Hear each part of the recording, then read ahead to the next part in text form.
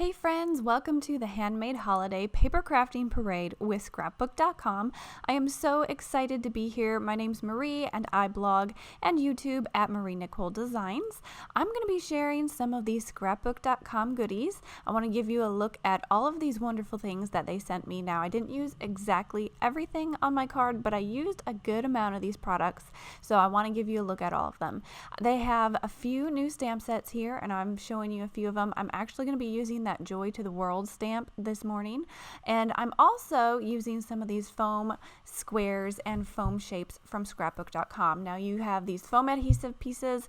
There's large squares, large circles, and small circles. I'm going to be using some of that double-sided adhesive, and one thing I really love are these pre-cut cards. You have blank note cards and then you have flat cards that you can use as your card front, and I think it's really handy to have them pre-cut that you can just grab one and create with. Now, Scrapbook.com does also have some of their own inks. Now I have that black hybrid ink there. There is a red ink and a green ink. They also have a whole variety of other colors on their website, so go check that out if you're interested in those hybrid inks. And they have their own ink blending tool. Now the special thing about these tools are that the foam ink blending pads are domed. They are not flat. They actually have a dome top, and I think that's really fun and unique, and I think it would really help when you're ink blending over a stencil, because I think that would help you get in those nooks and crannies a little bit better. So here is just a different brand of a regular ink blending foam piece that I have, and you can see how much more dimension you get on this Scrapbook.com foam blending domed piece. I just wanted to give you that little quick comparison. I've also got this large acrylic block. This is easy to hang on to, it's good and heavy, so it's going to give you a nice impression. And I have these wafer thin metal dies. These are their nested stars. You get about 5 of these stars, and I'm going to be using those on my card as well today. Now, like I mentioned, I'm using some of their double-sided adhesive, and the technique I'm doing with this is really great technique for double-sided adhesive. I'm actually going to be adding some Gilding flakes to this, so I want to show you how easy it is to add this to your cardstock and then die cut it. So I'm just slipping my cardstock card front under here, and I'm going to make sure that this adhesive is stuck down really well. So I'm going to take my folding tool and just burnish it down after I trim this off here. I want to trim off the extra, so I have a lot of extra there. And you may also have already seen I tried cutting out the adhesive on its own without putting cardstock behind it, and you definitely can do that. But if you want to use this for gilding flakes or something like that, I would definitely suggest putting a piece of cardstock down. It's going to give you a die cut that has that whole adhesive front that you can then add gilding flakes to, and it's going to be so much fun. You guys are going to love it. So I'm going to go ahead and layer on these star dies here. I want to make a frame out of one of these.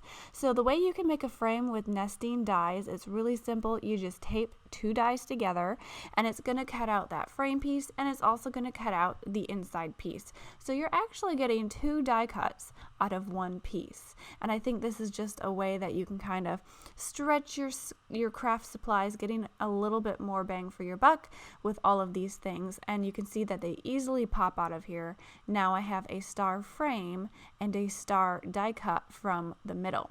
Now that brown paper piece there, that is that backing that you no longer need because you stuck one side of the adhesive to your cardstock, and the front now has the other side of double-sided adhesive. So here are my Nuvo gilding flakes. I'm going to add some gold to these, and when you're using these, I would suggest turn off any fans, turn off any air conditioning, shut the windows, don't let any breeze be going by, because these are going to fly. They're very light, so they like to pop out of their container, and if you have some wind blowing, they're going to blow all over the place.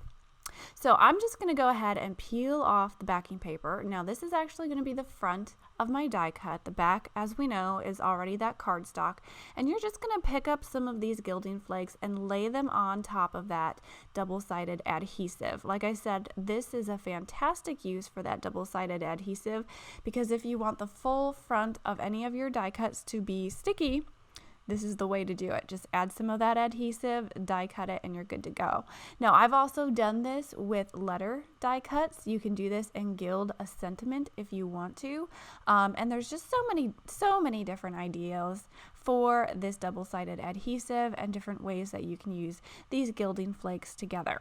So what you want to do is just cover the whole front of your die cut. Make sure all of the adhesive is covered with some of these flakes, and then I like to take my finger and just burnish it down. Make sure everything is stuck down and burnish off any of the extra flakes and clean up the sides. Now, I know people can use a brush to brush away those extra flakes.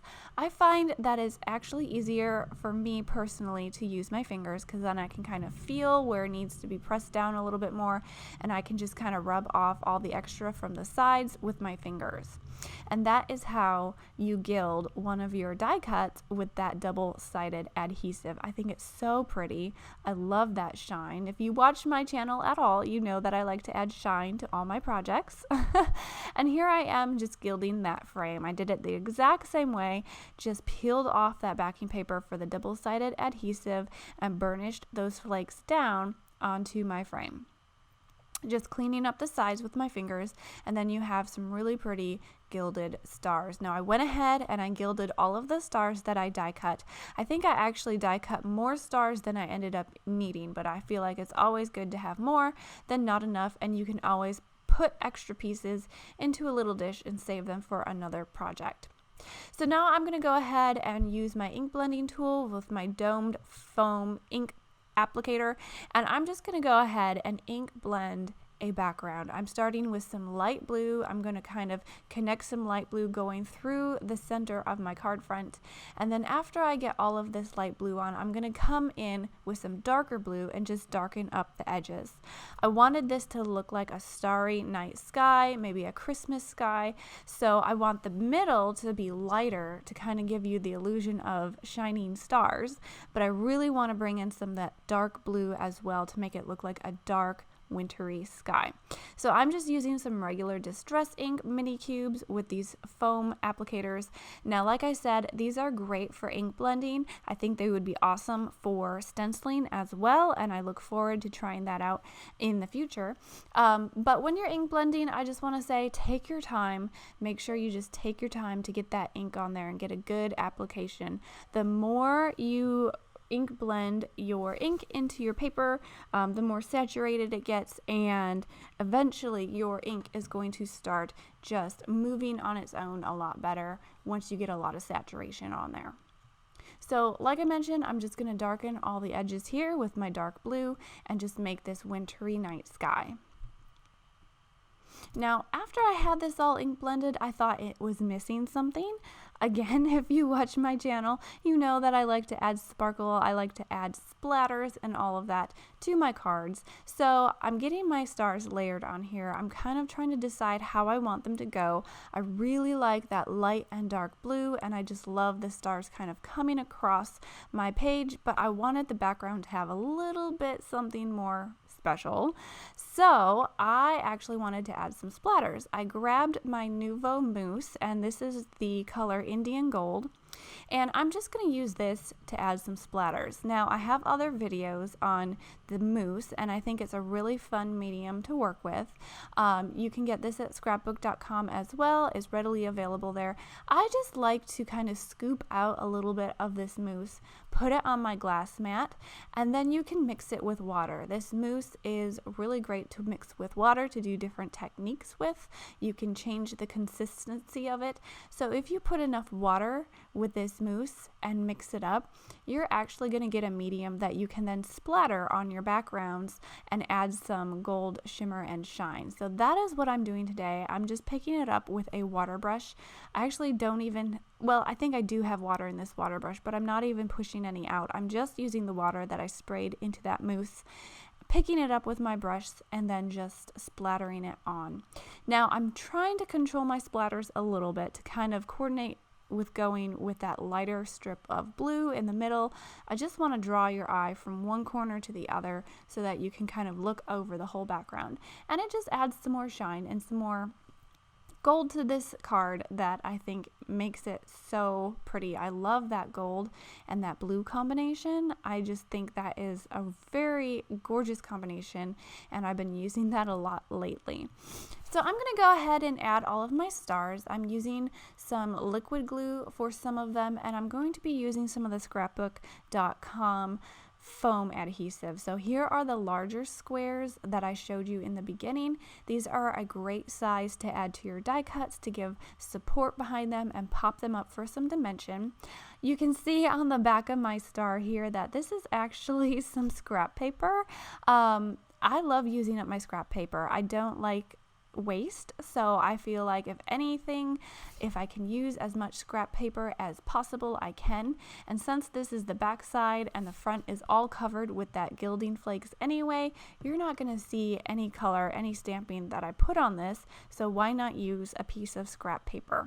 So I have a basket of scrap paper I just put in there if I have pieces that I don't know what to do with, and then later on, if I'm doing a technique like this, I'd rather grab a piece of scrap paper than use a brand new piece and you know, just kind of try to eliminate waste here and recycle a little bit. So I have some of that foam adhesive on the back of my stars. I'm just adding it to my little star cluster here to give a little bit more interest and variation in the heights.